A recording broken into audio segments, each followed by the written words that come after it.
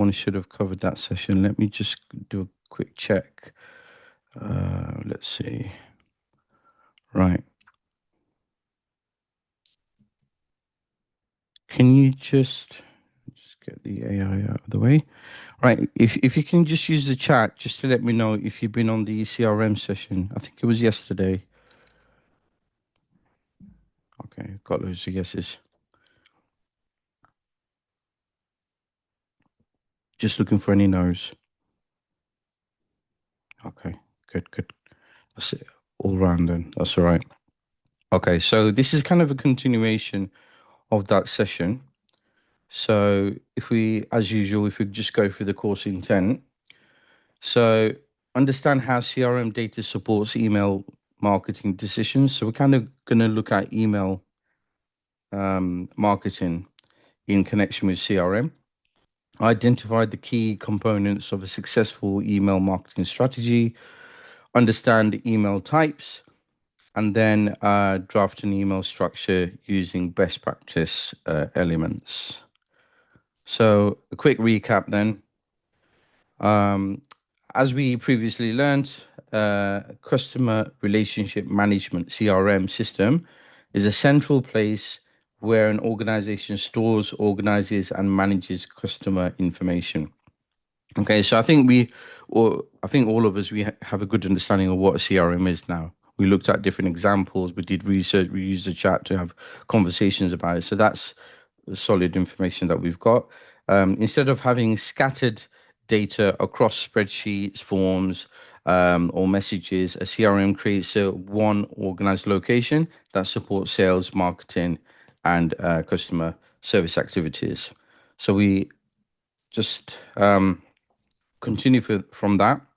Now, if we focus on just email marketing, because obviously we all use email, but for marketing, it's one of those kind of communication methods that has been around for a long time. People, everyone has email addresses, and if you do it properly with emails, you can still take people through a funnel. You can still build that attraction, that relationship, and everything. So we shouldn't knock email marketing. But obviously, as time goes on, people try different things, and you can always learn new tricks, different strategies. So it's important to acknowledge that email marketing is still valid, and it's about not being thrown into the spam box. It's about getting that attention, build that relationship, and then maybe take them somewhere else. Take them to your website. Take them to your business elsewhere. So they're not going to be in your inbox forever. So email marketing sits under both direct marketing and digital marketing. Afidi, question? You okay? Yeah, sorry to interrupt. It's just that it says request meeting access for AI companion and that it's still disabled. The host is disabled request to start AI companion. I haven't disabled it. I enabled it, so I don't know what's going on.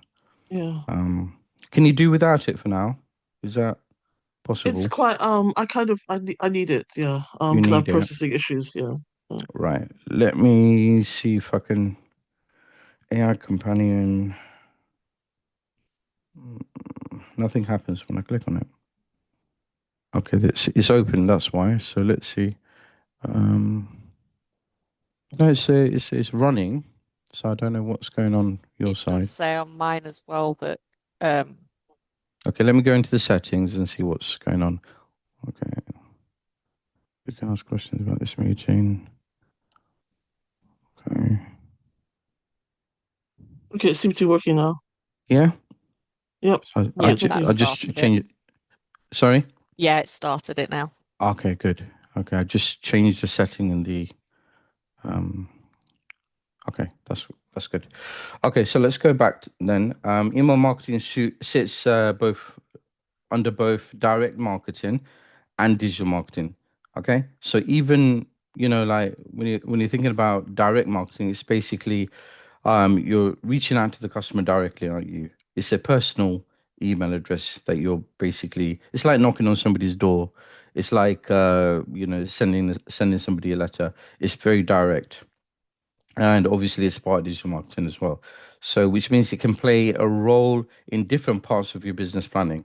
It's about using email to share updates, promote your products and services, and stay connected with people who are interested in your business.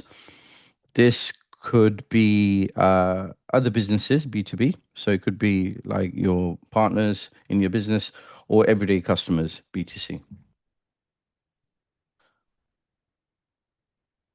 So why CRM matters for email marketing? So your personalized emails typically have a higher open rate, okay? So stronger click-throughs and improved conversions because they feel more meaningful. So if you create that connection, then you've got your audience. But if it comes out quite like salesy, then you may lose that person. So CRM enables you to kind of have that within it. So if you've got Zoho, you'll have email within that, and it's talking to every other feature function within that CRM as well. So email marketing and CRM systems work closely together because they're both are focused on managing the relationship with the customer. A CRM stores the important information such as who your customers are, what they're interested in, and how they've interacted with you. Email marketing uses that information to send the right message to the right person at the right time. So it's about segmentation. It's about knowing your customers, how they do, differentiating between them, or which stage of the sales funnel are they at, understanding all that, and that is what the CRM will allow. But email is obviously, just the communication method. So instead of assuming what customers are interested in, CRM dashboards reveal real behavior. This means the email we send are grounded in evidence rather than assumptions. So basically, you're using data to make sure that your emails are not just kind of generic. It's like when because people are smart, okay, but we're not stupid because it's people like us are on the receiving end of these emails, right? So you can't assume that everyone's stupid. They don't understand what marketing is, email marketing is. When people like us, we receive an email and it's email marketing, we know what it is. And often we would just kind of put it in the spam folder, delete it because we're busy, we're interested in other things, right? So being able to capture our attention as a consumer or as a customer, that email has to have that personal kind of being able to touch something that is concerning for us. It could be our health, it could be our uh, wealth, how to pay the bills, whatever it is. You're making a personal connection. Okay, and that connection is through the email, so it's through wording, and which is why you have to be creative about how you write those emails. So customer data and email marketing. Customer data forms the foundation of effective email marketing. Okay, so if you think about the customer data, that is basically the email, the name of the person, and a bit of information about them. Information such as their demographic details, purchase history, previous interactions, website activity, all of that is kind of beyond the scope of an email marketing application, right? For example, Gmail, right? A lot of that is to do with marketing. So Google has its own kind of marketing area, and that will also connect to Gmail. But it's the CRM capabilities that allows you to do that. All right, going into that data, analyzing that data, understanding how you can personalize. So, personalized emails using CRM data, businesses can send personalized emails that speak directly to the customer. Okay. So, at this point, I want to ask you guys a question. Like, have you recently received any emails? Has anybody received any emails that are marketing, like basically marketing something to you? Pretty If you much Yes, just every put day. every I day, yeah. mm, Okay. So, what I want you to let me who said yes? Like, put your hand up if you've recently. Okay, Louise, another Louise. Yeah, Kieran. Is that Kieran as well? No, Holly. Yeah, there's quite a few of you. Yeah. Yeah. So let me ask Louise then, that marketing that happened through email, what did you do? What was your first reaction, like action that you took? Did you Uh, delete it or did you well, read it? if I'm interested in the brand, yeah, honestly, it really depends. So I just like quickly scan it and I'm like, oh my God, that's the 10th email I've received this week from that company, delete. And Yeah, if there's like like a grabbing headliner that's like 50% off, yeah. my favorite brand, I might like Okay, dig in. okay, But generally, I kind of get annoyed that I'm bombarded with them, like, and I just tend to delete okay. and unsubscribe, but they still come back. Yeah. Okay. So you look at the subject line, right? So when you Mm. look at that subject line, are you looking at who has sent it, or are you just looking at the subject line? No, I'm looking at the like where it's come from, Okay. So whether the it, company or the yeah, person. Now, if you don't recognize it, what would you do? delete it. Delete it, yeah. So Mm. it's that connection that we have to make with our email address, and that's why it's important to have a professional email address rather than using Gmail. You want to have your company name.com, yeah, because that is in a form of a marketing um, a branding part of your whole marketing, right? It's part of it because your email is something that people are going to look at to see who it's from. So you have to show that this is my company, this is who I am. If they look for your email and they see a Gmail um, e email account, then they may delete it. They may think it's spam. It's like there's no effort there. Yeah. So it's about showing that kind of business professionalism. So one of the things that we need to do is have our own email address, okay? And a lot of the platforms like Wix, or if you're using GoDaddy, they allow you to set up your own kind of personalized email, your professional email address, right? So think of that as well. But also it helps with when you're sending out emails through say Aweber and you're sending it through CRM even, if it's a Gmail address that you're using as your main account from which it's going, then a lot of your emails will hit their spam box directly. Like they wouldn't even see it in their inbox. It'll go directly to the spam folder. Okay. Because it's coming from a Gmail account. So it does have its disadvantages. So you have to have a professional email address from which you're sending those emails, right? So that is one thing that you got to do. And then the personalization, it goes much further than just adding the name to the subject line, right? So you can put the name in the subject line and it can be done automated, right? Not through AI or anything, but say Aweber, it has a little code for the name, and you just basically what it does, it takes the name from the column where you have the first name. Okay, so it's collected the data. It's got the first name. If you just put yourself some mute because I'm getting some background noise. Don't know who it is. Let me just quickly check. Who is it? Okay, it's gone now. All right, so when the software collects the data, it will put like imagine an Excel sheet. It'll put the first name, second name, and then it'll put the email address, right? So it'll just take those first names from that column and it'll drop it into the inbox, okay, with that name. So when you're sending it to somebody, it's going addressed to that person. Their name is appearing in the subject line, and all you're doing is putting a piece of code in there, okay? So that makes it personalized as well.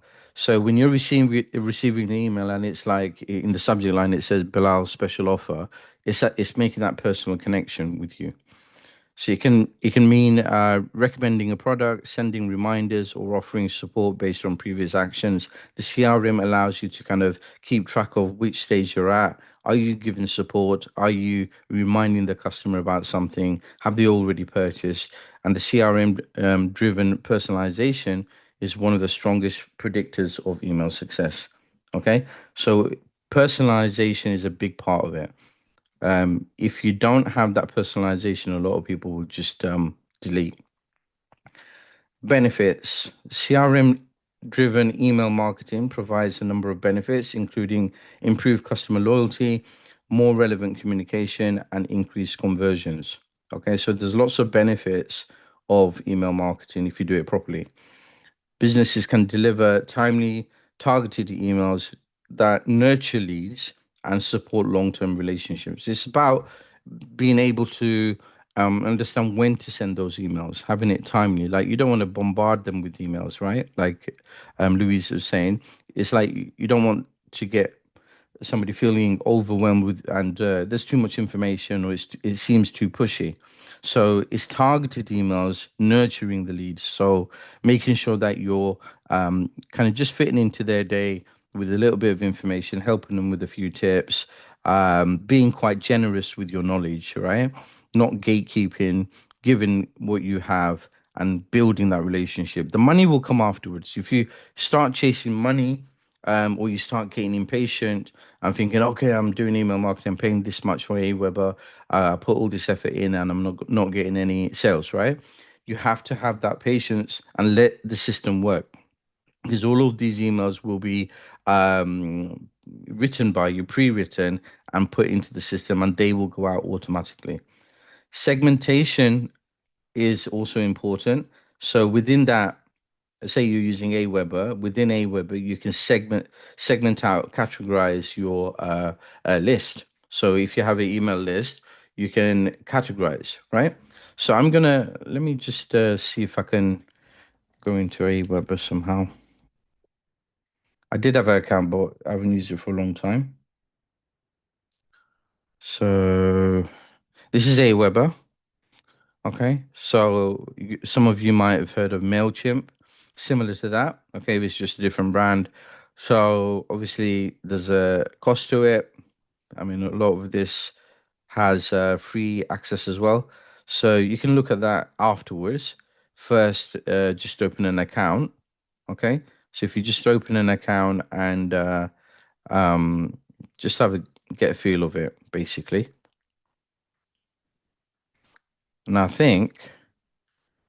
Okay, you're in. Okay, so I think you can have up to about 500 names, email addresses without having to pay. That was the last time I checked. Okay, so I'm not sure if it's still like that.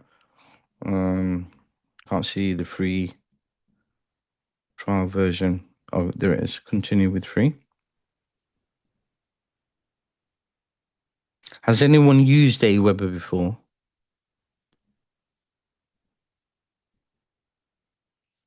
Um, oh, it's requiring addresses and stuff. Anyway, so basically, you would go in. At some point, what I'll do is, if I get time during a break or something, I might register and open an account to show you. But you can open an account as well. And basically, with a free account, I think you can get about 500 people in there. So it's good practice segmenting off that 500, putting 200 in one place. And, it could be by location, it could be by whether they're a customer or a consumer. You're segmenting off your list. Okay, so let me carry on. Why does email marketing matter? Right. Do we have any email marketers here? Anybody? Let's see. If you put your hand up, if you have done email marketing before. No one? No? Okay. Okay. Ira. Anyone else? Okay. Okay. That's fine. Right. So, okay, I use MailChimp, not meaningfully. Okay.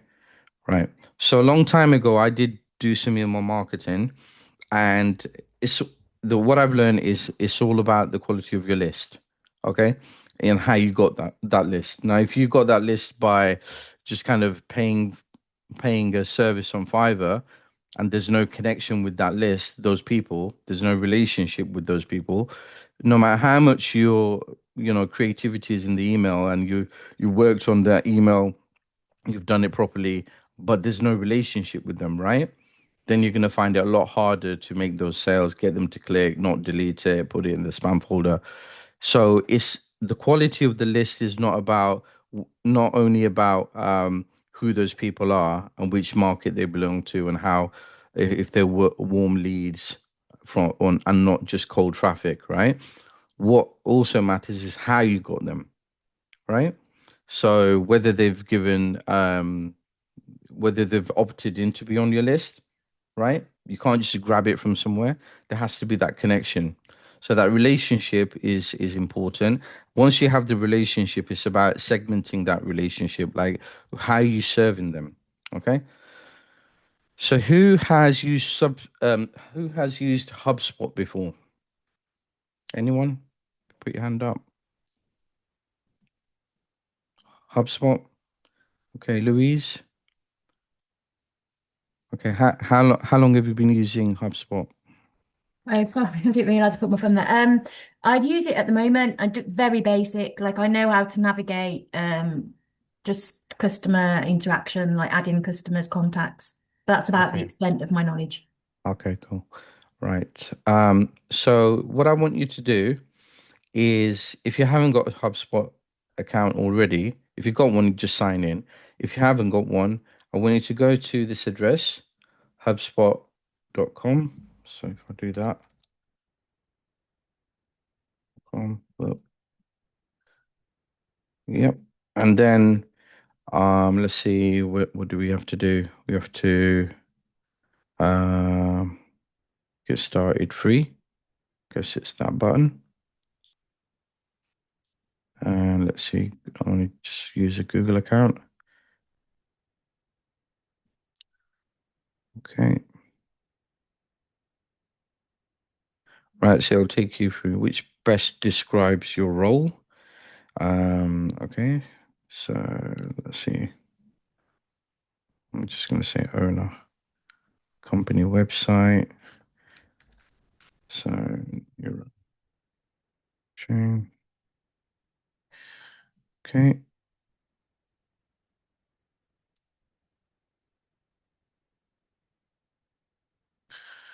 Okay. Information technology services, education, maybe education.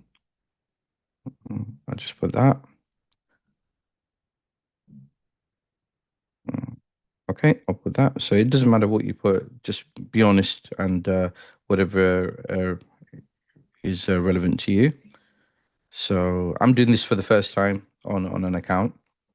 So connect your email to sync all your contacts. So I don't really have contacts on there, so skip it for now. Okay. So we're in. Okay. So what I want you to do is get to this stage. Okay. So with HubSpot, if you've got an account, then just sign in. If you haven't, you've seen what I've just done on the screen with my Google account. You can do it with a Google account, Microsoft account, your own email address, whatever. It doesn't matter, but just remember how you logged in. Um, Keep everything relevant, like the industry, company size, but I think you can change them afterwards anyway. So come to this point, okay? So once you're here, we'll carry on with the presentation. Let's see, it took me about 5 minutes, didn't it? So let's say we have about 10 minutes to get that sorted. Once you've done it, just type in done in the chat. Okay. Does everybody know what they're doing? I'll put the address in the chat. Done already, yeah? Okay, good. When it's asking for company website, what? I don't have one. Company website. If you haven't got a company, just put anything in there for now. That something you made up. But if you're thinking of a brand, put your brand name in there. Like if you're starting up a brand. I mean, for this course, I think it is important that everybody just thinks of a brand, their own brand, or something that they're working for.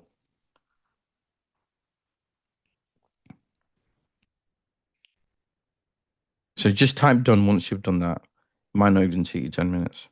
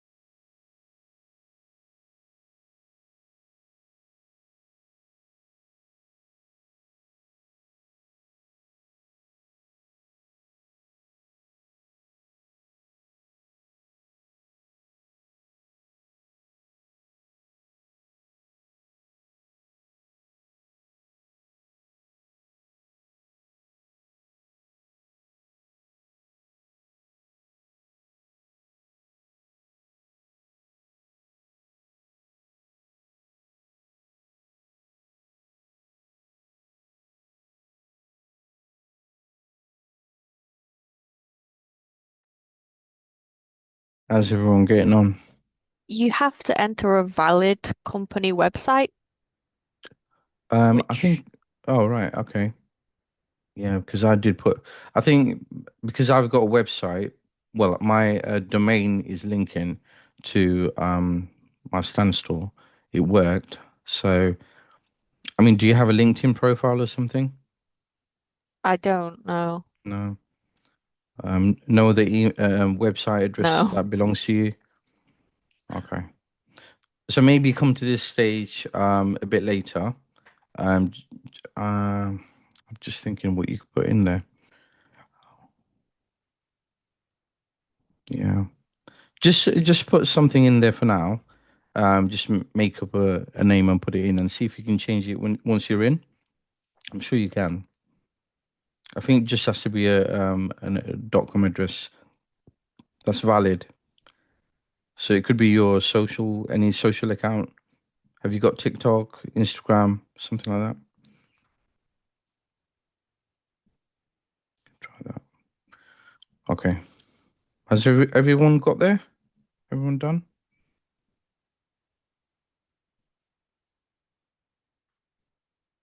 Okay. Is anyone having any issues other than that? Having tech issues. Okay. Okay. Right. Okay. So those of you okay, you can just type in, yeah. You try that if it works. I mean, I've got mine registered, so I got bellarmia.com, but I don't know if it works if it's not registered. So you can try that out. But anyway, let's go back to the presentation. If anyone's having too much problems, we can look at it later.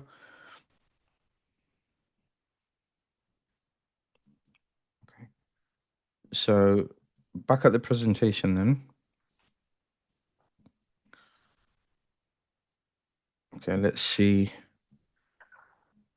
these areas here. So you'll create a free account. You can set it in multiple ways. Choose the most appropriate one. So you can, I did it through Google. You can do it through Microsoft. So we went past this.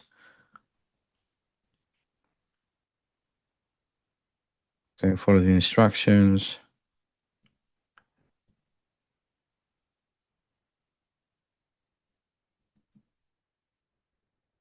Okay. Right, so here, where you put your name in, you've done that, you put the best role, industry, company website, that's something that some of you are struggling with. So you're not passing from there to here. Okay. But if you just focus on the slides for now, just so you don't miss out, and we'll see if we can find a solution. So I'm just going to expand this so I can see it better. Just bear with me a second. My screen is a bit small. Just bear with me. Right. Okay. So following the steps, your account will be set up, and you can choose what you want to focus on.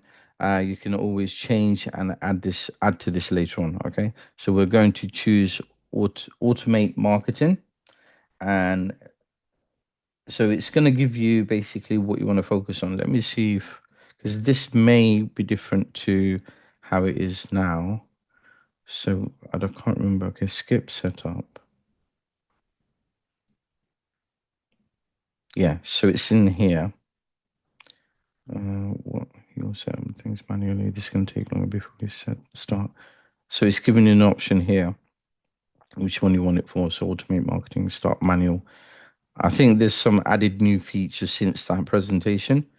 So it might have added AI or something. I'm not sure. I think this onboarding assistant, that this one is quite new. So it's taking you, kind of holding your hand and taking you through things. But if you click skip setup, then it gives you that option. Automate marketing, generate leads. So what you're actually doing it for, and it takes you through the manual setup. So I think this could be an old version where it's showing it like this. So basically, you have to choose what you're focusing on, and then what tools you'd like to use. So let's see this one, manual setup.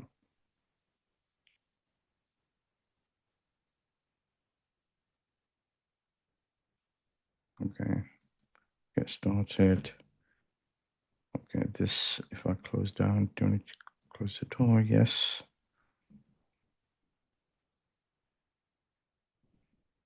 Okay, finish your setup.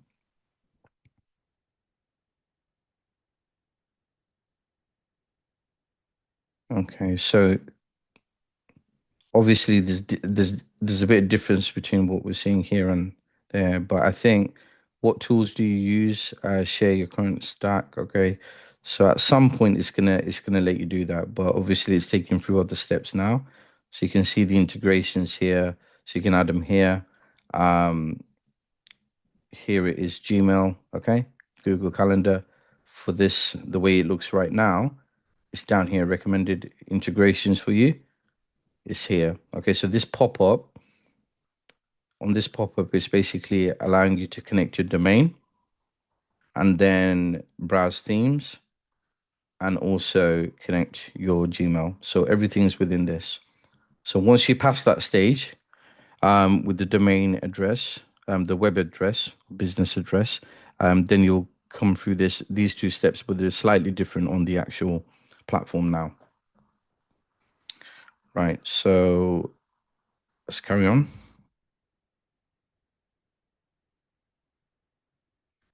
Okay. So some of you might have created a new email address. In a previous session, I did say that, it's recommended that you create your own email address, another email address for the purpose of this course. So I don't know if some of you have. If you have, then you can use that one. Okay. If you haven't and you want to create one, then it can be done quite quickly. So during this session or during a break, if you create one, and then you can use that. Okay.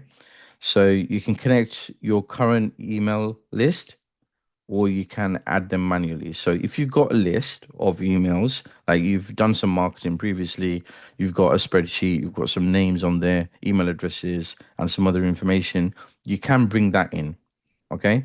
Or you can add them one by one manually. Afidi, you raise your hand? Mm. Yes, yeah, I managed to sign up, but I think I missed what you were saying, in terms of where I should be. I'm at the point in the document where it's asking me, what's the purpose I'm creating this for? I think automate Okay. marketing, general leads. Yeah. So choose one. Automate Oh, so it's marketing. not a particular one. Okay, Yeah, so automate whatever marketing. is relevant to you, you need to Mm-hmm. choose that basically. So look at the options and just choose Mm-hmm. one. And I Okay. think then this pops up. Okay, So fine. you can add these. I mean, you can do it now, you can do it later, but it's Mm. important you follow through with the presentation, right? So I'm just Okay. the on the presentation is giving these steps, and they're slightly different. Not this one, but the previous slide. They're slightly different. So what I did was kind of showing you where they are. So you can put your email list in manually, like as in type them in, or you can import a CSV. And this is like the next step. So once you've connected your email, then you can do that, right? So here, connect a domain, establish your brand presence by connecting your own domain. So connect domain, and then you just basically put this is to connect your domain. So if you've already got a domain, so let me try with this. I don't know if it's going to work. Okay, so input.com. Okay. So, okay. Subdomain. So it needs a subdomain. So you basically have to go into um, this area and learn how to create a subdomain. It's different with different platforms, and also it depends on whether you got GoDaddy or Wix. So you'd have to go into Wix. You'd have to check how to create a subdomain and then add the subdomain here. Okay, but we're not going to go into that in detail now.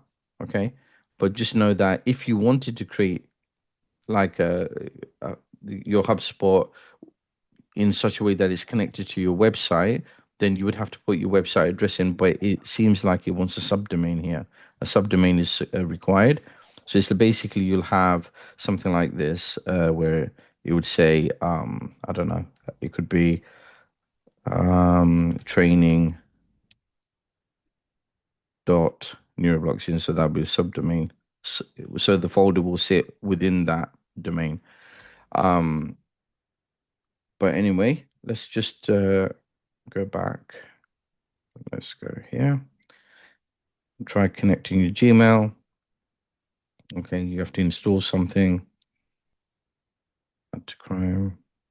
Add extension. So you're basically adding an extension for HubSpot. So it's about just going through HubSpot, setting it up. There's different things that you're gonna have to do, just like any software. So there's just for that feature, you have to add something. So just do it step by step. Don't get overwhelmed. Okay, so here it's saying something else. You're all set up. Expose some things that you can do with the extension. So this is the extension talking to me. Start using Gmail. Check out the How to demo. find the best clinical hypnotherapist in the northeast of England, which is where I live. Sorry. Pardon me? Oh no, sorry. Yeah, if you keep yourself on mute for now. Yeah, so it's basically connecting to your email and doing after that. But anyway, what I'll do is I'll come out of this and I'll let you just explore at some point later on how to connect your Gmail. But I'm just taking you through to some of the steps until it started going into my inbox and everything. So you've seen some of the steps. Try to do it at some point later, maybe after the session, and get HubSpot set up. But what we'll do is we'll go back to the presentation. So sorry, And is it like MailChimp then? It's just a way to send out mass emails, but personalized. That's what it is. not just that, there's lots of different features of HubSpot. It connects to a lot of things. Okay, so down here you can see tickets, social. Then you've got landing pages, blogs, videos, podcasts. It's like your central. It's like a central dashboard for marketing. Okay, so it's got lots of things. It's not just email marketing, basically, but it needs some things to be set up first. So, if, for example, if you've got any existing email list, it wants that. So you need to input it. If you've got a existing email account, then it wants that information. Same with your web address. You have to feed it that information before it can start being more personalized for your business. So it's just going through those steps to make sure that everything's set up. And the thing is, everybody's going to face different um, challenges. It could be, your circumstance might be, your Gmail account is not, you don't have one, right? So you have to set one up first. Somebody else may be okay with that, but have an issue with a website which they don't have. So you got to think, okay, which part is missing? Now, if you've got a Wix site, put that in. If you've got your own domain address, put that in. If you haven't and you need a domain address, start thinking about that. Okay. So obviously, this is a part of a course you're learning, but it's also an opportunity to think about a real business and something that you want to do. But if it's not the case that you don't want to set up a business, you don't want to pay for a domain, then you're gonna have to kind of just understand it that this is how it works, okay? Until you're ready. So you will need a domain address for certain applications. Like if so ideally you want to have a website first, establish that, brand that up, and then you can use that. Same with an email account. Ideally, it needs to be a professional email and not Gmail. But you can also transfer your emails from your professional account to your Gmail. Okay. There's ways of doing that as well. So all of this, like a lot of this stuff that is kind of an extension of the learning here, you will have to, as adults, we have to kind of explore, like social media, different platforms to do our own kind of self-learning as well. So you can learn on YouTube about how to do other parts of this process. Francesca, you got your hand up? I've just been fiddling on HubSpot and it's took me through like a little tool to show you how Okay. to send an email off. And part of it said legally it's you need to include your address when you're sending out marketing emails. Yeah. I'm a freelance illustrator, so it's just me. I don't have a business address. So Yeah. I don't really want to put my personal address down. Is I there a understand. way around that at all, or? I struggled with that as well because I didn't want to put my home address as well. Yeah. I know So you can that, get like a PO box, but like looking at how yeah, much it costs and things and yeah. just But Yeah. that's exactly what I'm saying. Like there will be parts of the process that you haven't done, and now you have, because you haven't got like a company set up or an office somewhere with your brand, right? Another address basically. That's an obstacle for you there, you know. But we have to kind of just think, okay, what do we do at this point? Which one do we do first? So if we're going to do email marketing, we're serious, and we need an address, maybe consider what stage of the business are you at as well. Okay. Sometimes it's easier if you register a company and you put an address, but the address is like, okay, you might have to get an office. It gets a bit, you have to think like, what stage of your business are you at? Are you serious enough to get an office and address? But I'm sure there's ways around it. I just haven't kind of explored that. Okay, so what I did is, at that time I did have an office. Well, it wasn't an office; it was my dad's business, which was also, I was like a business partner with my dad. So I did a lot of the work from that business, and that's what I put in. But it's only to get past this. But at some point, you've got to think about it seriously. Like, if you put in an address in, it is your business address. Okay, so you've got to think about that. Um, Okay, so in the last step, you can invite people for your marketing team to work, so you can collaborate with other people on HubSpot as well. So your team members, you can have admin roles, you can have, whatever their basically role is, you can input that as well. So it's a CRM basically. So, you know, it's just like any other CRM, Zoho or anything. That collaboration. Remember, we went through some of the properties of a CRM, and one of them was collaboration, another one was operational. Yeah. So it's the same thing. You're going to find it on HubSpot as well. Okay. So you just put their email address in. So this step 7, just put their email address in, their work email. You can even click on that little box at the bottom to make them a super admin if you want. And then it's kind of your tailored kind of setup. So it allows you to customize it, and then it launches you can start working on your campaigns from there. So it's basically a CRM for marketing, and there's a section where you can do email marketing. So a lot of us have already created a HubSpot account. Okay. If you haven't, um, we can look into that in a second. Okay. So if you're happy for your email address to be added to your peers' emailing list, please place that in the chat. So what you could do, like obviously you're all starting new, or some of you are, you may not have a email list. So what you could start doing is helping each other to build that list, right?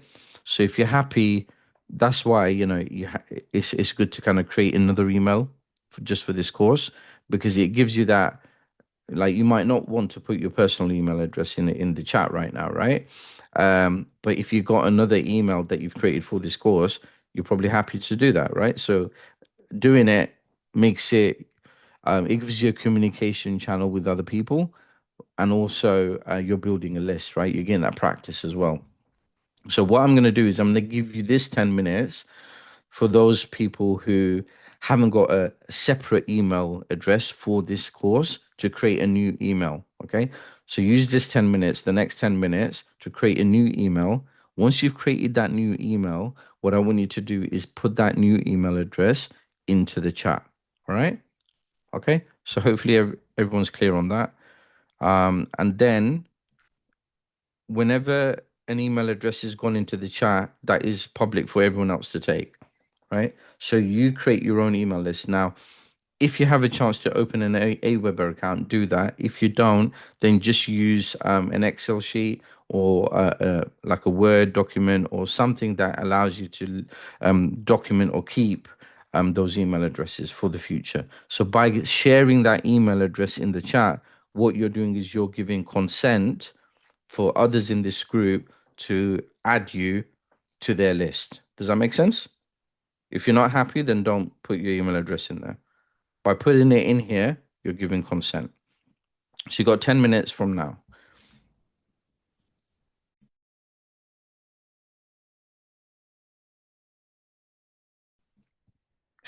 Right. So, okay. So if you're happy, okay.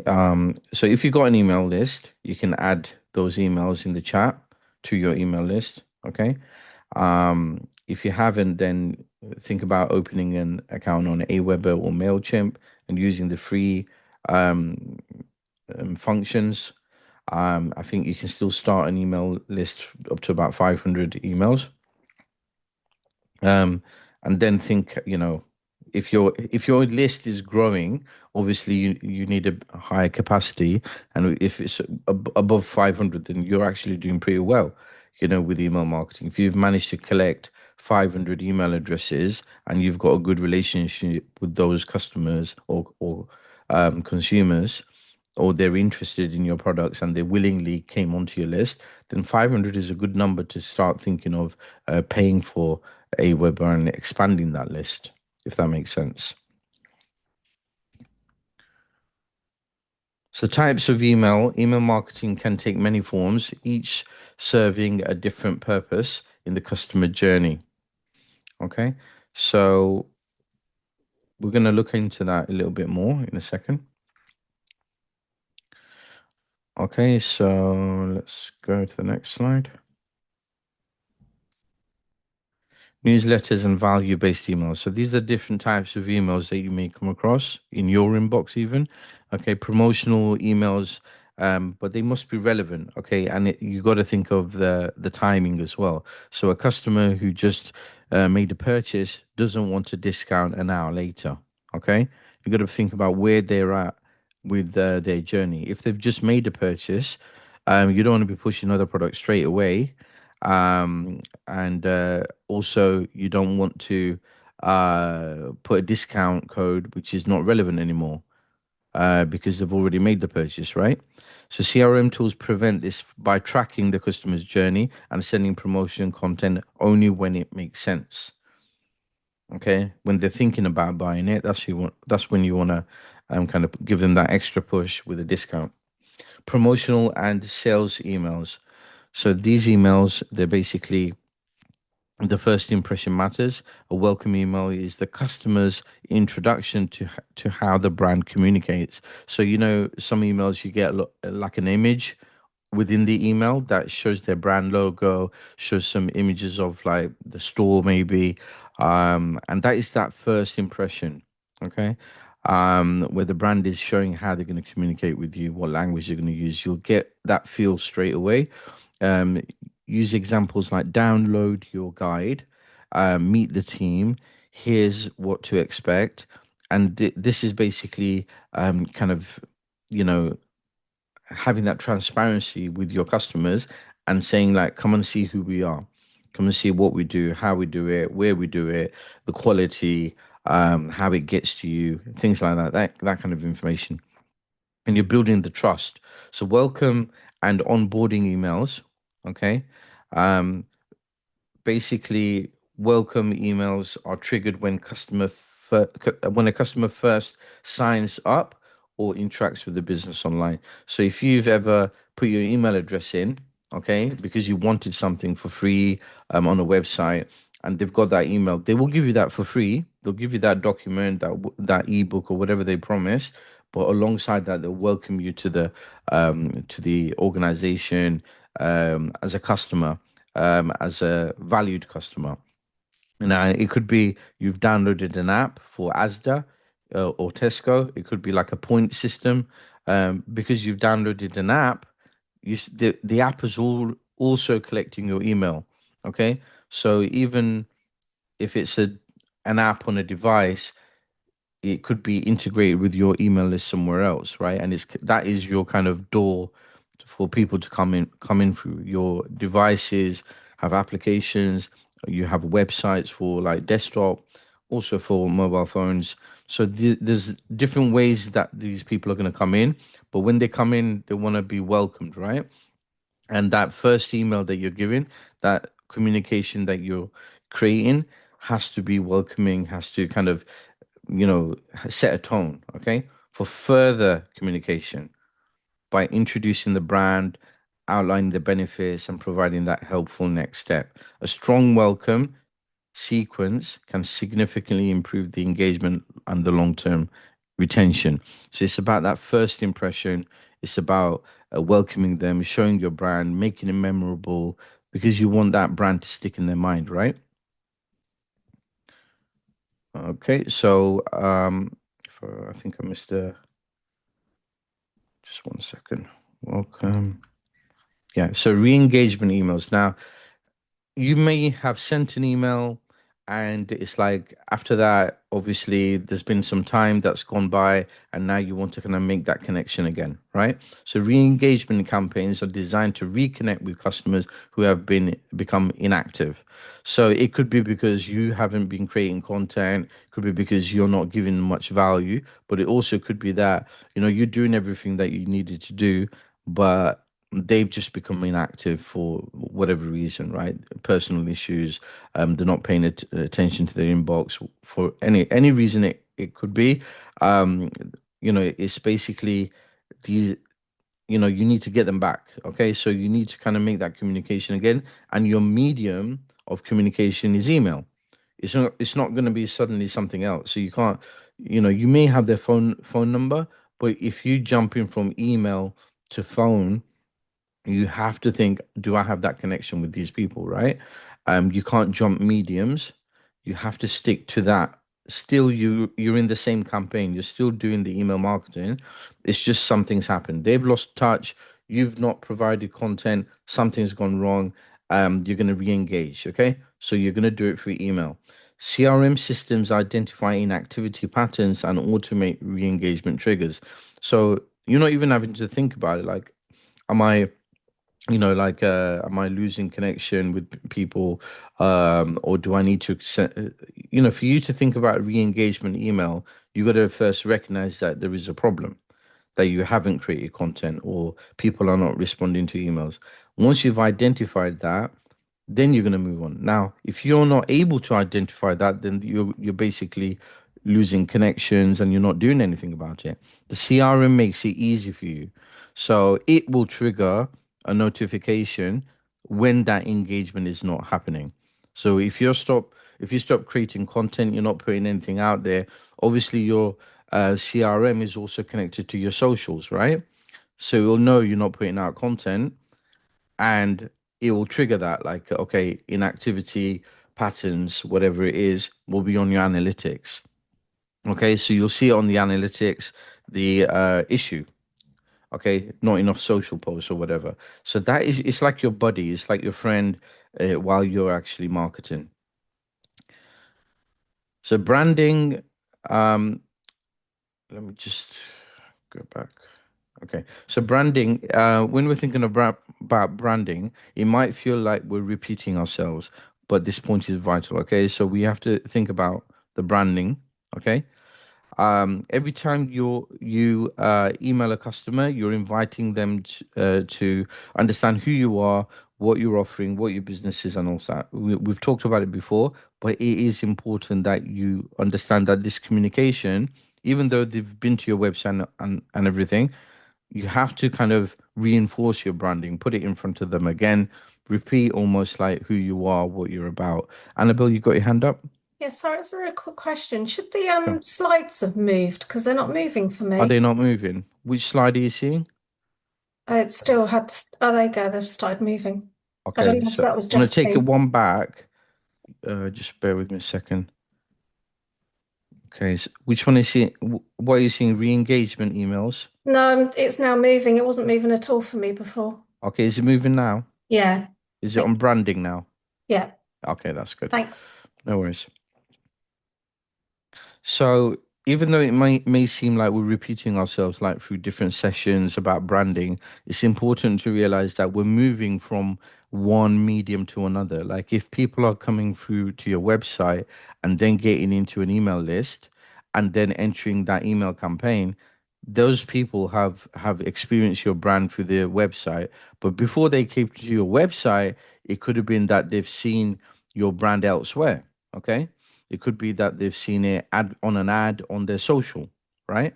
So if their journey started on Facebook when they first had it's that funnel, right? And if you think about the sales funnel, the first step is awareness, right? So if the awareness happened at the Facebook stage, the social stage, and then from there they went to your website, the branding took place on the social, the branding took place on the website, and now it needs to take place on your email. All right. So that's why it seems like it's repetitive, but hopefully you understand that within the journey that that person is taking by discovering you on the social to seeing your website to getting emails, if you're not consistent with your branding, it's not going to stick, and that trust is not going to be there. You're subconsciously programming your customers to basically trust you, right? And that's going to happen by putting your brand in front of them again and again, whichever medium they're experiencing at the time. Okay. So if I just read that, what's on that bottom here. So to make the connection stick, your brand voice, vision, and values must be consistent and easy to recognize. A clear, cohesive identity helps you to stand out and earn a memorable place in your customer's mind. Okay. So that's what you got to do. Okay. So what's your email? So let's see what this activity is. Okay. Let's see. If this is your very first email to a new subscriber, focus on shaping a strong welcome message. If you are promoting a product, make sure your message is clear, clearly shows the value it brings and why. Okay, so there's a few things here. So basically, you're writing a welcome message. Okay. Now, if you are promoting a product, okay, like it's up to you. What I'll do is I'll give you a choice. Okay, so you could be writing a welcome message, but you got to think about whether you're going to promote a product, okay, or are you going to start re-engaging. Now if you're thinking, okay, I don't mind um creating a re-engagement email, okay, I want to practice that, that's fine. If you're thinking about, okay, I want to sell something to a person, that's also fine, but keep that in your mind when you're creating the welcome message, okay, because the tone, the way you are approaching that person might be a little bit different. Okay. It needs to flow to the next email, if that makes sense, because it's a sequence. So your first email, a welcome message. Next one could be about your business and a little bit more about your business. So it connects to your welcome, but then you start moving on to um, the reason why you email in the first place. Now, if it's re-engagement, you could start off by reminding them about some of the things that you've experienced previously. So if it was a service, then like for example, if it was entertainment, then you could do like a revisit of those videos to capture that person's attention. If it's like about providing a service, you got to think about what process or what stage that person's in. If they bought a product from you already, then it could be a follow-up email that you're creating. Okay. So I want you to create a welcome message. Okay. Welcome message about your business. And this is an email, remember, but also think about whether you're promoting it or you're re-engaging, or are you basically trying to, just kind of provide value, and provide support. Okay. So come up with a plan, the layout and structure, and what content you want to include. Just think about that first. Okay. So what layout would it be? What kind of subject line? What kind of tone? Write those things down first. So think about it first and then write your email. Okay. So include social links. You can include social links. If you've got some like Facebook, TikTok, you can put them in your email. Usually where they would see it is right at the bottom. Okay. So you can put them at the bottom. Um, and just remember about your details as well. How do they get in touch with you? So usually you would have a signature created, and then you would that would come in automatically as well. So that's a bit of your branding as well. So your logo plus your role would be in there as well. Okay. So that professionalism. So think about that. You can use Word and write your email. You can also insert images in Word, obviously, so you can put your signature block in there if you want. You can also add links in Word, so you can do that. Once you've done it, save it as a PDF. Now, if you haven't got Office, then you can use Google Docs. Okay, so if you've got a Gmail account, use Google Docs and then save it as a PDF. Once you've done that, you can share it into the chat, okay? So that we can all kind of have a look at what emails have been created and learn from it, okay? So remember, it's about making that initial connection with your customer with a welcome message. Um, okay, so any questions, anybody? Anybody going to struggle with that task for any reason? If it's a re-engagement email, then it's not really a welcome one because you've. I'm just getting confused with you're Yeah, saying well, it's a re-engagement. It's not a yeah. like. Yeah, so what you're doing is you're creating a welcome message, okay? But when you're creating, before you create that welcome message, think about whether, it's like, so if it's a welcome message, as in the first time that person is seeing your business, and then it's the first interaction with them, it's going to be in a certain tone, and a certain message would be out there about the brand, about the company. But if you're re-engaging with the customer, then you're not going to go straight into re-engagement. There's going to be kind of a reminder of who you are, right? Because there's been some time, a gap. So how are you going to approach that customer?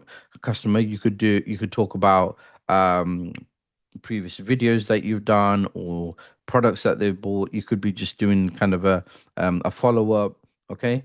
How you getting on? How's the product going? Maybe a feedback. Just kind of how are you going to get back to them? Just gonna, if you've already built a relationship with somebody and then there's a gap, when you see that person, you'll be happy, right? So it's that connection, that emotion. See if you can basically come up with something. It's a bit more challenging than the initial, but it's something that you got to think about, because sometimes with email lists, what happens, it gets a bit dormant. If it gets a bit dormant, how do you re-engage with your customers? Just think about that. So basically, I'm giving you two challenges.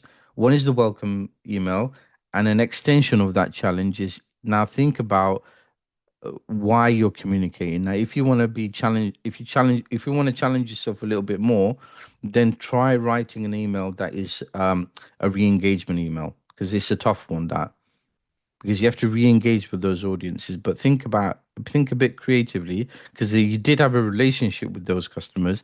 You might have sold a product. It might be that they've been on a course with you before. So you're trying to bring out those memories of how did you get on, how you getting on. This is what we did before. You did really well. Just want to see how you're getting on. So it's that kind of tone, because you've already built that relationship. You're not like a salesperson anymore, if that makes sense. Okay, so it's a bit of more challenging when it comes to a task, right? So I'll give you. So it's about 1:45. So what I want you to spend a bit of time on it. So I'll give you to 2 o'clock, and then after that we'll have a little break. Okay, is that okay, everyone? It's a bit of a challenging task, but I'm sure some of you are going to come up with some amazing work. Yeah. Because the reality is with emails, you're going to have to get some practice on writing the email. Okay, so 15 minutes from now. Okay, so I've posted a document in the chat. It's going to help you create emails within Canva. So if you just want to be more kind of creative. So within Canva, you've got email. Okay. So what you can do, just close them, just to make sure you can see it. So what you can do is basically click on email here, and that will take you to the email section where you've got loads of templates. You've also you can search here, go to Canva AI, and you can basically describe your idea here. So whatever email you're trying to create, write an email. Let's see, write an email, a welcome email.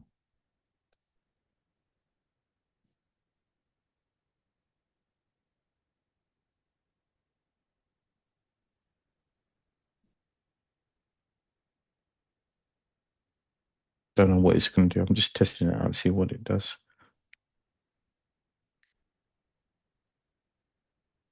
Okay, so it's giving me the format, okay, a subject line, a body, and that's just not, this is not me providing too much context. If the more context you provide, the better the email will be. But it's going to help you. It's using AI, and that AI is within Canva. So basically, this is like an agent that is specifically for email marketing, right? So what they would have done is they would have fed it with lots of data to kind of give it the knowledge to create good email marketing material. So it's worth using. Give you some ideas. So it says, welcome to Neuroblockchain, where innovation meets intelligence.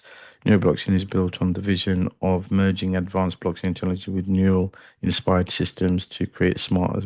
So you can always edit some of this, but it just gives you some ideas. Um, like what your service could be. Like if you're starting out fresh and you're writing emails, and you might not have thought of certain services like doing community events, webinars, discussions for myself, and you can obviously edit and change things. So if, you know, like, so it's kind of guessed my website, so neuroblockchain.com, and that's right. It's also given me an idea of having a subdomain called community.neuroblockchain, and that all my socials are neuroblockchain. So it's it's AI, it's guessed. That's how AI works. It guesses and then it goes back and corrects and then it creates again and it gets better. So every time you give it information, obviously it'll get better at making those suggestions and helping you. That's if you click on Canva AI. So that can help you write. If you have brain fog and you can't think of like how to start your email, that's a good way of doing it. But just kind of creates, it's context engineering. So you're providing it lots of content and then from that is basically generating. But there's lots of templates here, okay? So you can select any of these templates and get started. But that document that I've shared also takes you through certain steps.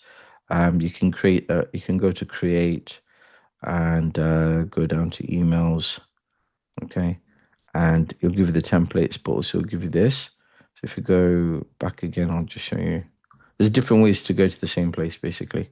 So if you go to for you, it may suggest certain things like create new email, right? So if you go into that,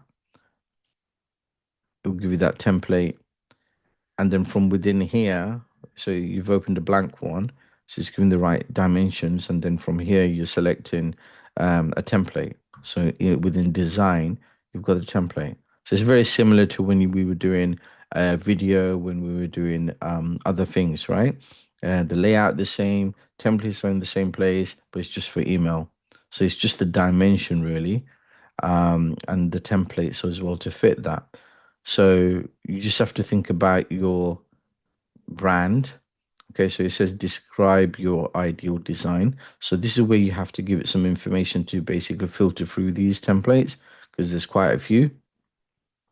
So what you've got to do is think about your brand. So if it's in the health industry, right? Click, type in health, and then you'll get lots of templates that to do with health, and find something that seems relevant. I mean, you can always change the images anyway. So if it's a beauty salon, maybe that one. Once I click there, there'll be other suggestions that are similar. So it's not just like those. So once you click it, now it's thinking there's other similar ones that fall in health and beauty. It's not exactly, well, it's under health, but it's more specific.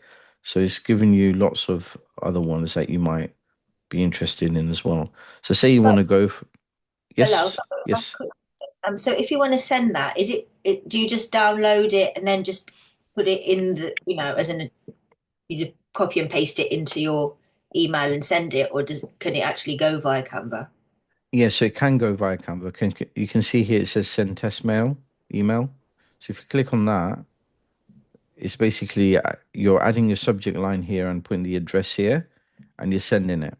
And you can test it to see if it goes, right? So you can do that, but also when you click on share, you can see the send test email there, which is the same function as that one, but you can also see Gmail and MailChimp. Okay, Uh, so if you've got MailChimp and you've put your details on MailChimp in there, you can directly send it via MailChimp. So I take advantage of all the functionalities. So one thing that I've realized, MailChimp's been around for a long time and it's already gathered that kind of popularity as well as like that recognition of being there, one of the market leaders in that kind of application, right? So a lot of these platforms like Canva, you'll find when it comes to email marketing, MailChimp is one that is always supported. Okay, you'll always see that MailChimp's always there, right? Because there's recognition is there. Miriam. Um, is MailChimp the same as HubSpot then? Just a different platform? No, I mean HubSpot is not just for email marketing. It's broader. It does various things. Okay. It's got the CRM. Yeah, it's a CRM, so it's got more functionality. When you're thinking about email marketing, it's Mailchimp, Aweber, that kind of thing. Okay. Okay. So, like I say, MailChimp, because it's been around for a long time, they've got that recognition. They're an authority, basically. So, a lot of platforms do have that integration with MailChimp. So, if you're thinking about integration wise, I've seen more integration with MailChimp than Aweber. Although I've used Aweber myself and not MailChimp, if I was to start email marketing again, even listening to myself, I would consider Mailchimp because Canvas supports it. There's other platforms I've seen support it, right? So what you can actually do is click Mailchimp here and then send it. So you go click Mailchimp, and you download something here in Mailchimp. Okay, so you've got the design, you've downloaded it, continue in Mailchimp. So basically, export the downloaded zip file is containing the HTML and the images to Mailchimp. So how to export to Mailchimp, you can click on that and that will give you some instructions on that. So read through this. There's a video as well, how to get that done. So you'd have to go through some information to understand how that integrates with MailChimp. You'd have to go to MailChimp and understand how that email then goes there and how it's sent out. So that whole process, depending on if you're using it, you'd have to set that up. But it's very straightforward. If you're following the steps step by step, shouldn't be a problem. Okay.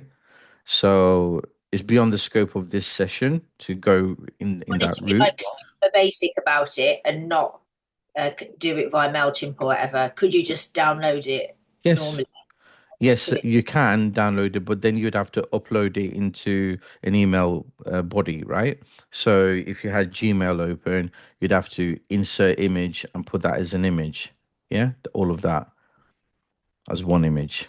Okay, so you'd insert image and you put that in the body. So basically, open up Gmail, open up compose new email, and then put that into the body of the email. Um, but yeah, this is you creating the content of that email. And it's just like having a website like in somebody's inbox. So you put in the header, your business brand, the image that represents, a little bit of information about you, interactive buttons. So when you're creating here, it's you're basically downloading this as a HTML. It's not like a JPEG. That is the JPEG or PNG within the HTML. So it's code basically that you're downloading in a zip file, and when you upload that HTML, it's code that's going to be in your inbox, or well, in your customer's inbox. So that means it can be interactive. So you can have different types of media. For example, you've got images, you've got text, you could have videos. It could play it from YouTube. Here, that button, you basically, because you're using a template, the button's already there, right? So you can literally go edit link. You can change the text that our recommendation, that's this text here. If you change that, it will change on the button. And you can add the link to the page, right? It could be on your website, it could be a form, something else, right? Also, you can insert videos in there. Okay, so you'd basically um, embed it. So you'd put HTML code in there. There's various things that you can do. Can you see this plus sign? click on that. Then it's just like having a website, the functions of a website. Yeah. It has all of that. Okay, the pie charts, bar charts, the logos, but some of these are going to come from here. But it's just selected different actions for you. But you can also search for the action. But what you're doing is you would have been building something like this anyway. This is a template, so it's already built for you. You've got all the images and everything there, so you don't have to go into it too deep and figure things out. You would just click on it and just delete it if you want to delete it. If you go back and say this image is there, but I want to replace it, I don't want to delete it, right? So what you would do is select the image, you'd go to elements, you'd here you would type in health, and then you'd have photos here. Go to photos, and there's all these photos that you can add. So I can add that one, you just drop it in there. Sorry, go back again. Let's see, duplicate resize. Okay. I think if I double click into it, maybe. Don't know what it's doing there. I haven't seen this before. I haven't seen that before. Don't know what it's doing now. Okay, it's gone into that image, I think. And then here, once I've clicked into that image, go photo. Sorry, health, I mean. Health. Find an image. I don't know, just put that in. See, you can replace it now, right? So basically, if I just quickly show you again what I did, just discard changes. So this is your template. I want to change that image, right? I would have to double click into it. This Canva logo comes up. You have to wait a little bit. I haven't seen this before, but they've added it new. So it's like a yep. So once you're in there, this is your image. Yeah, it's going to load in a second. So now you're double clicked into it. Now you can just find another photo, or you can upload one of your photos. So you would type in here the type of photo, what it's about, health, and then you'd go to photos, and then you just drag and drop. Yeah. If you wanted to say do a video, let's see if that's an option. Let's go back. Okay, let's type in health again, see if it comes up. I did see it before. There we are. Right, videos. Now there's videos there, right? So say I take that one, drop it in there. Now it's got a video in there. Now I can close that, save it first, and then close it. Now there's a video in there, right? And that will play in the inbox as a video. So you can be like, really creative and create a really nice email that's actually got videos in there. It could be about, it might not be this, it could be your brand logo, just doing a little spin. It could be your products being displayed and kind of taking a 360 around your product. So you can be really creative. And when you share it, you download it as you basically go to MailChimp, and it will take you through a zip file. You can also download. And when you download, so say you haven't got MailChimp, you're downloading as a HTML, and you're uploading it as a HTML. But again, you got to think about, the fact that there's some features that are premium. None of it, this is premium. Download. This comes up as like you're saving something on premium elements. I don't know why that is. I think this is a premium account that I'm using. That's why. It's just telling me how much I'm saving. But this these options are not premium, so it should be available. So when you download it, you upload it into your Gmail, and you just send it from there. So upload it as HTML and images. Okay, so let's go out of here and close that down. Right.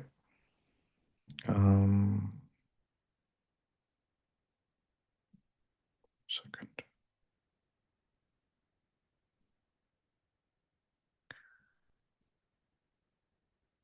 Okay.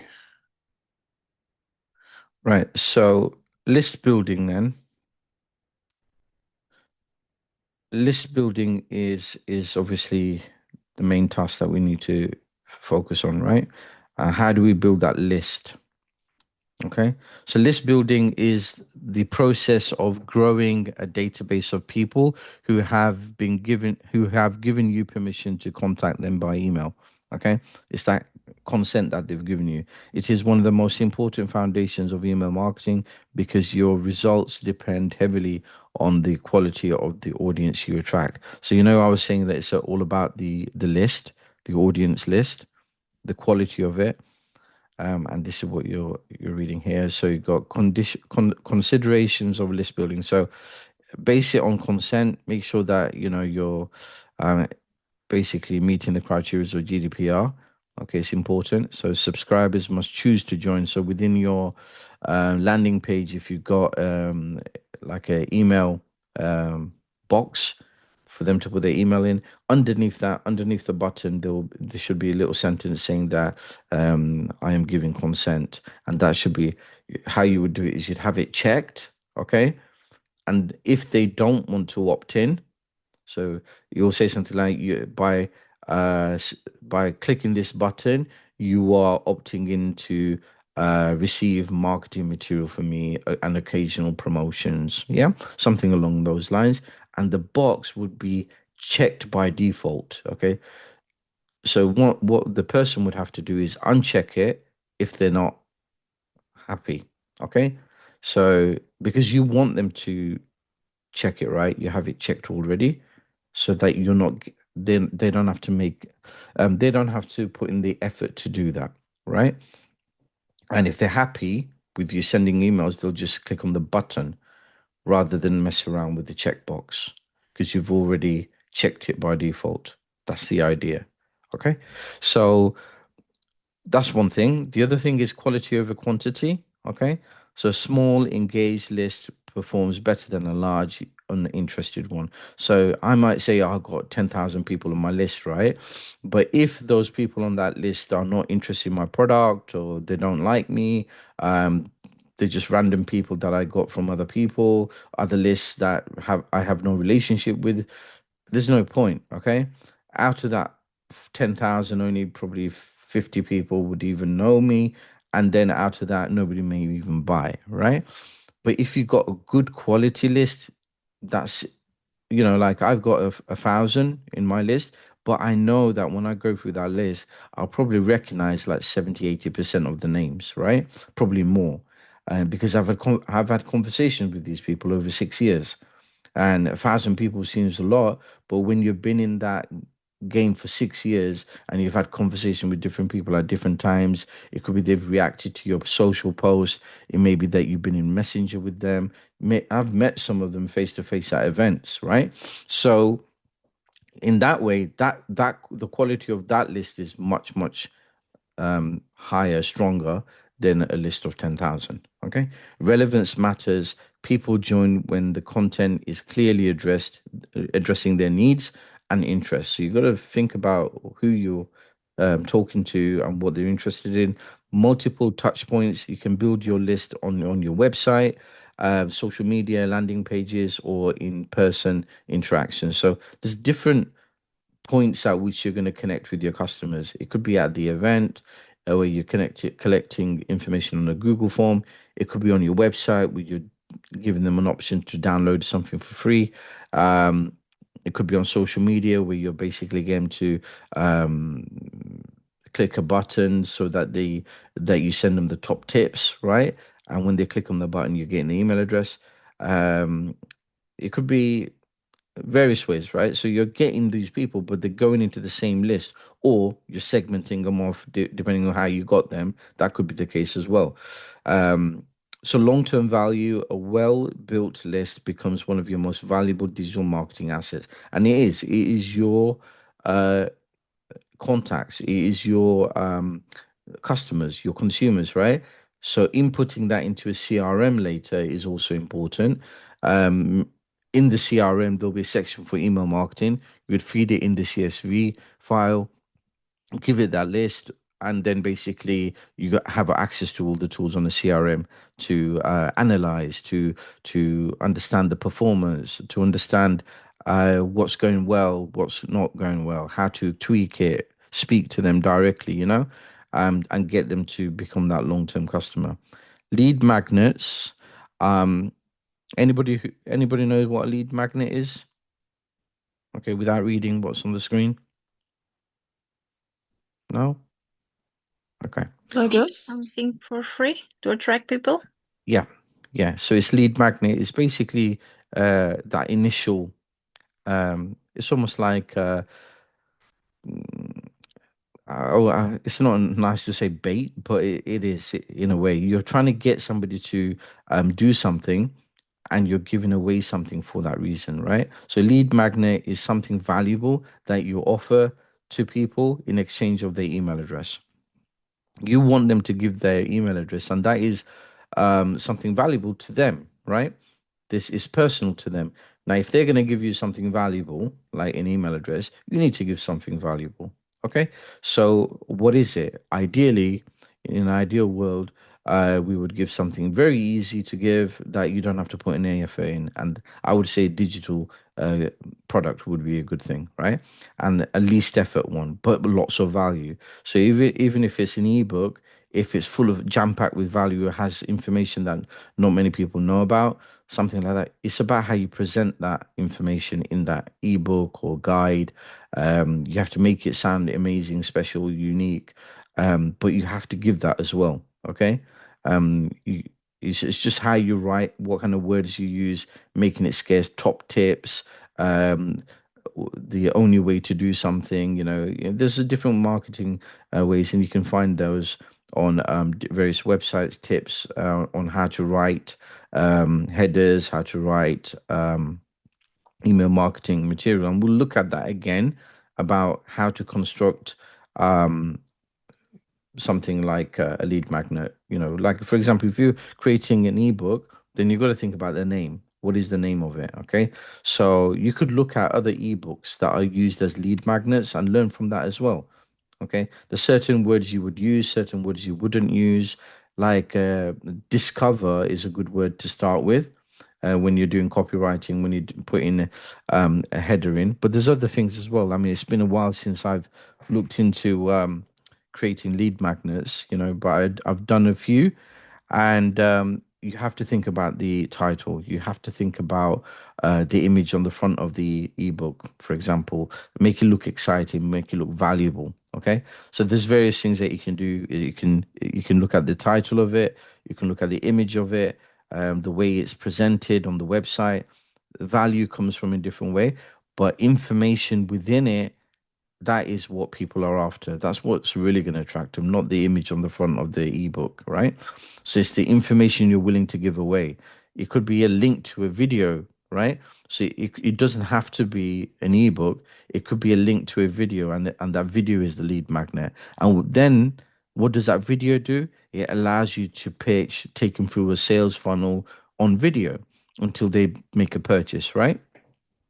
So the video, if it's the lead magnet, it should be educational, it should be entertaining, or it should be educational. You should give them something of value that they can take away. But it's your opportunity to also sell to them by taking them through that emotional journey, right? So a good lead magnet solves an immediate problem, provides a quick win, or offers useful insight that makes your audience feel supported. Task. Okay, so when have you? Okay, so think back to a time when you were attracted to a lead magnet. So you might have come across a lead magnet at some point. Okay, what caught your attention? What did it do for you? What did it offer? Why did you feel the way you did? And was it worth signing up for? Okay, so in the chat, share some moments that you've experienced where you subscribed to a newsletter or something because of a lead magnet, okay? Or you joined the email list. Okay, what was the incentive? Okay, what did you give in return? Like, did you give your email address, date of birth, name? What is it that made you decide to sign up? Okay, so just have a think and share your experience in the chat. So I'll give you 5 minutes for this. So go into a bit detail and kind of share that experience.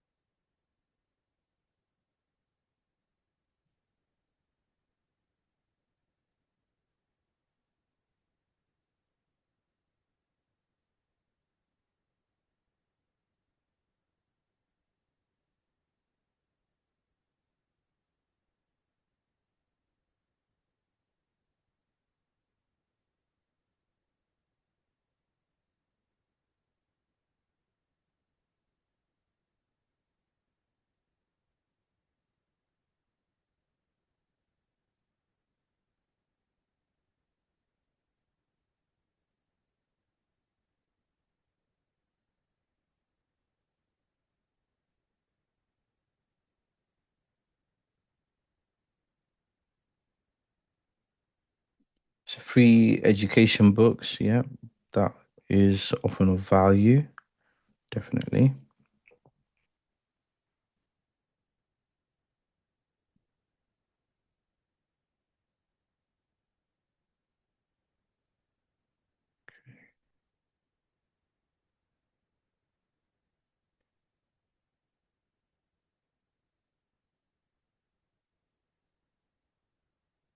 Discounts, yeah, you're getting value by getting discounts. So free delivery, yep.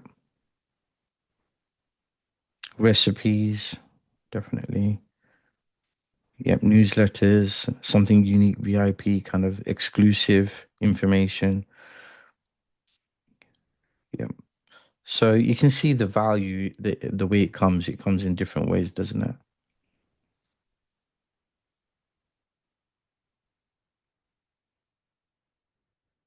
Okay. Schedule alert for pre-sale ticket sales. Yep. So now think about like what your value would be. Like what kind of value would you provide with a lead magnet? So now think about like with your skills or with your connections or with your subject or business, what makes sense? What kind of lead magnet could you provide? So for me, it would be, I don't know, I could do a free video tutorial. So I could do free, let me just give it to everybody.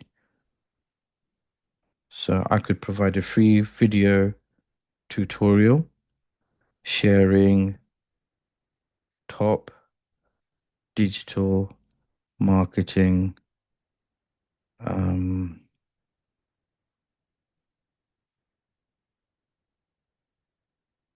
tricks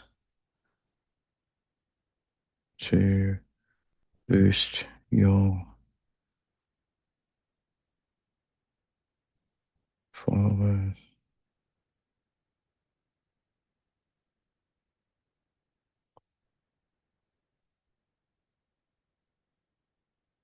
on TikTok.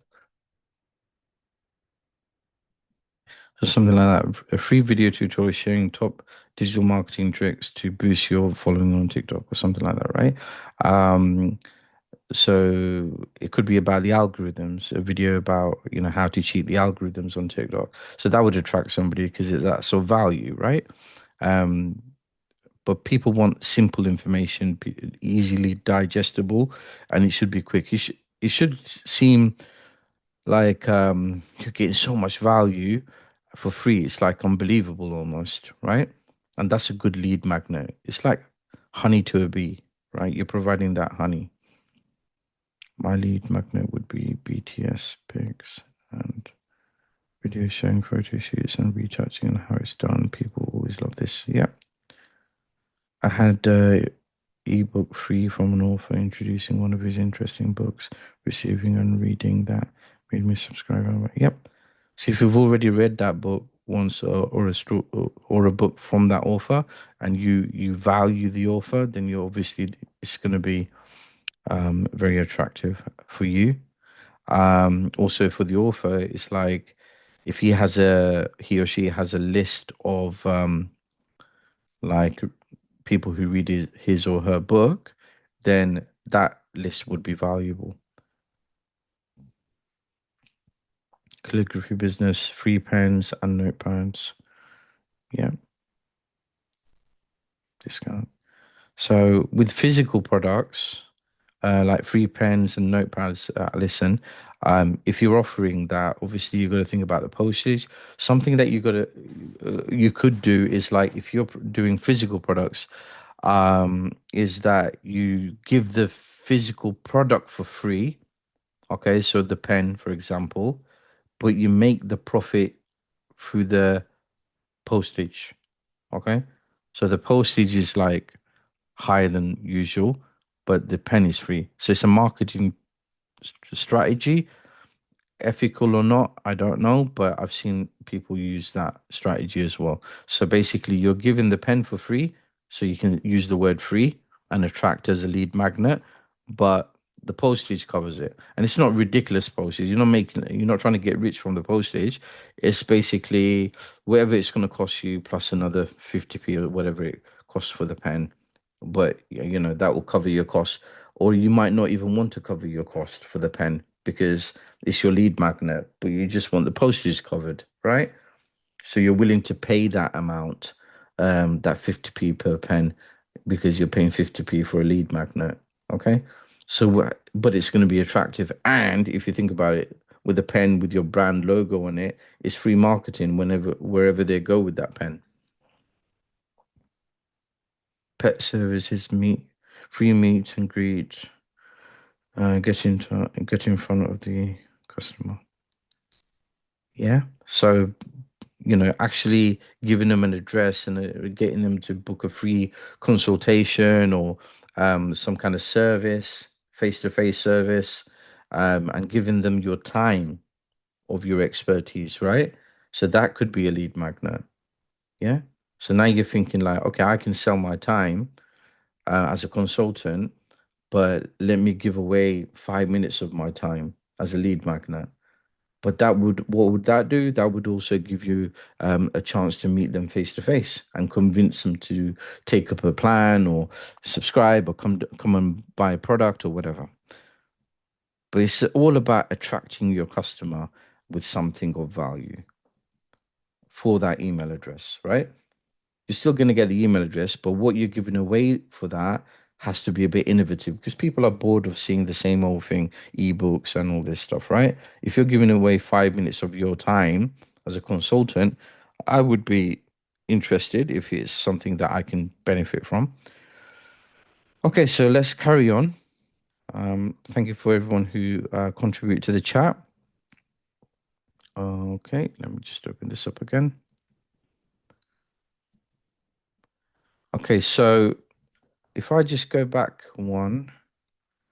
Okay, so that long-term value we've covered now. Lead magnets we've covered.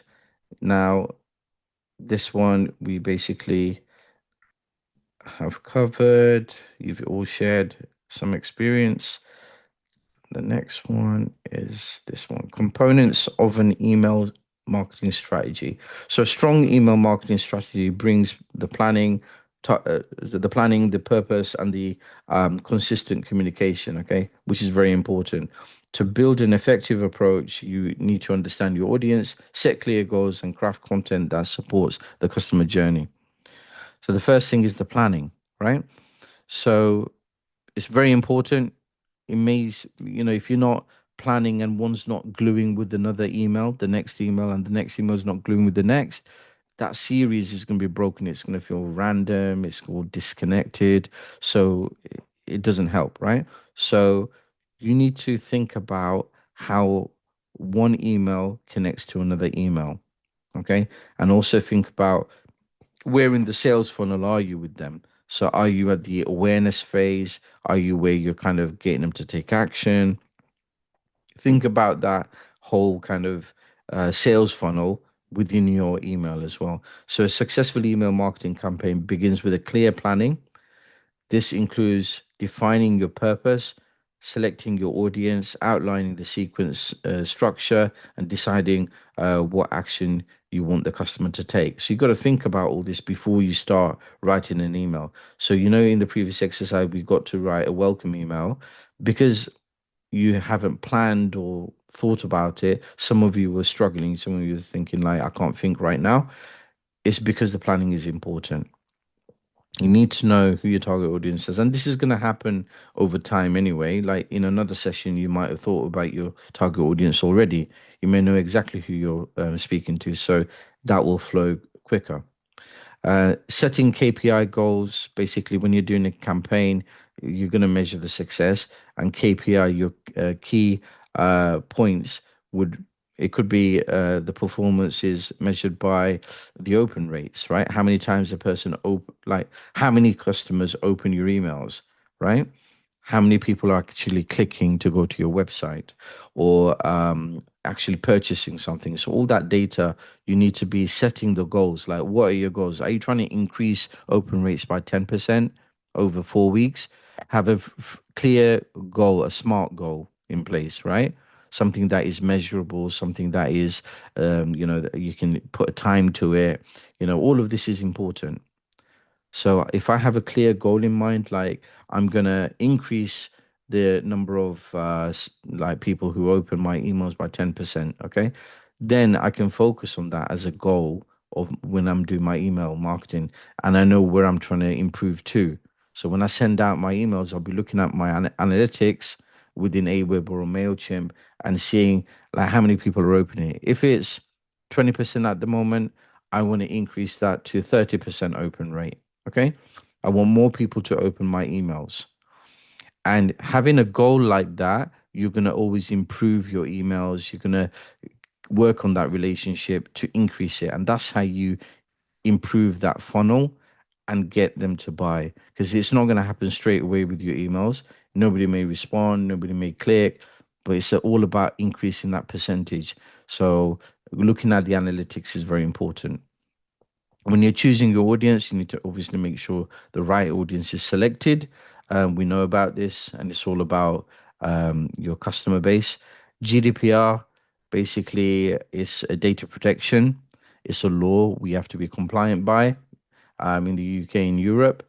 So email marketing must comply with GDPR regulations, which requires a business to collect data legally, store it securely, and use it transparently. So you have to think about all of these things when you are dealing with people's information. So the customer must give clear consent, and that is that little checkbox that you would add through Wix or however you're creating your landing page.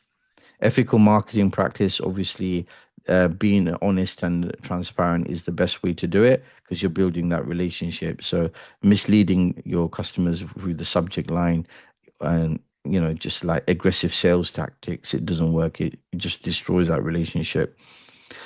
Enhancing customer experience, emails play an important role in shaping customer experience. So you need to think about how you're emailing them, what you're actually trying to achieve, but always keep in mind the experience that you're giving them. So always read back your email. Okay, that's a good tip. When you write the email, read it. Read it after, 10, 15 minutes away from the computer and see how it feels to read it. Are you coming across too pushy? Have you got the right tone? Things like that. Integrate with other marketing channels. So email marketing works best when integrated with other channels such as social media, website, CRM. Consistent messaging across all the platforms reinforces the brand identity, increases visibility, and creates a seamless customer journey. So when you're emailing, think about the same tone they use on Instagrams, but it's going to be different, obviously. But you got to think about that. Like, are these the same people? Have I segmented them off at some point?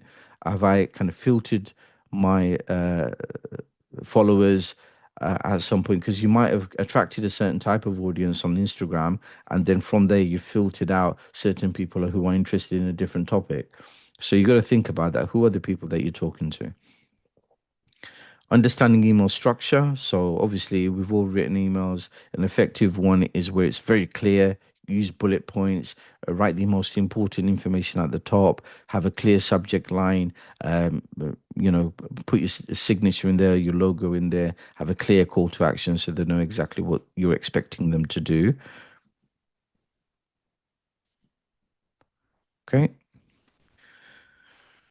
So write an effective subject line. Obviously, it's about, something that is, like your weekly marketing checklist. Welcome. Here's your free guide. Something that's appealing, not vague and spam-like. Subject line tips. Keep it short. Make it beneficial, like the benefits clear. Use an action-oriented language. Personalize where possible. Create curiosity. Use urgency or scarcity. Avoid spam, trigger words, and emojis. Use them thoughtfully. So you can look on the internet, on YouTube. There's loads of videos around subject lines and how to write a good email. But, some examples are like a 10% discount on your most popular product, a new blog post sharing. Think about the emails that you get in your inbox and which ones attract you. And that's a good way of learning. We've talked about the tone, so I think we're happy with the tone because I've read some of your emails. Crafting the main body message. It should be very clear, explain everything very clearly, and give a very clear call to action. Personalization we've been through. Obviously, it needs to be a bit more personal, and we understand that call to action is very important. Okay, make sure you put your call to action in. Okay, don't miss out. This is what you're working for, right? The call to action is what you're working hard for. If you're not getting them to do something, reward you for your effort, then what's the point? So join now. Get them on another list. Get them onto a course, a free course or something. Get them to watch a video that you've created. Start now. These are words that you might use. Order now, right? Depending on what you're actually getting them to do. But the call to action is your opportunity to get that customer to the next level. Okay. As long as you've taken them through the journey correctly, you can add the call to actions and it's not going to feel out of place. Format and readability is important. You want to make sure accessibility, the font, are you using Arial? Don't use like crazy fonts, keep it simple, use Arial, and then, or other common ones that people use, right, for readability. And also formatting, don't go crazy with emojis and stuff. Think about the professionalism. You can always add images, but don't go over the top at the same time. And if you're embedding HTML, think about the design. So to stick to the templates. So obviously, we're kind of running out of time, but you can draft an email within HubSpot. So you've opened up HubSpot. You can actually go into HubSpot and draft an email within there. If we just go there quickly. Okay, so I might have to go through it again. Just hopefully it recognizes. Yeah, continue with this user. Okay, continue with this account. Okay, so here, along here somewhere, there will be emails. Okay, so if you just kind of explore, it's not gonna like, if you go through this, you should find email here somewhere. I think it's this one, yeah. So this orders, inbox, calls, tasks. Yeah, it's just about discovering HubSpot and finding where the emails are. Unfortunately, I'm running out of time right now, but have a go at finding the email section. So take the remainder of the session to draft your first email. Have a go, and I'm sure we'll meet on another session, and you can share your experience of HubSpot and emails. But it's basically a place just like Canva. You can integrate, you get the templates. We looked at Canva, but you can do the same thing in HubSpot and basically send it from there as well. But this HubSpot is a CRM, but it's got lots of other functionalities. So I would spend some time with HubSpot, just see all the functions around the corners, on the edges, okay, and see what they do. Nothing's going to blow up. Just explore, different. Look, here's the email. So there it is. So that symbol is for marketing. So that's the marketing one. So you go in there, under marketing, you've got campaigns, you've got email, you've got social, just like you have in Wix. So explore that and try to get used to using HubSpot as well, because it is a popular one. And obviously, like, you can always upgrade if you feel that this is the platform that you want to use for some of the functionalities. All right. So what we've done is we've covered CRM, data support, email marketing. So we've covered CRM in the previous course. We've mentioned it a number of times in this session. And then we've looked at the key components of a successful email marketing strategy, looking at different types of emails, promotional ones, informational ones, welcome ones. And then you've had to go at drafting an email. So just keep on practicing, and also keep an eye on the different types of emails that you receive before you delete them. Sometimes, you just want to delete it, right? But before you delete it, just make sure that you study it and understand how it's been written.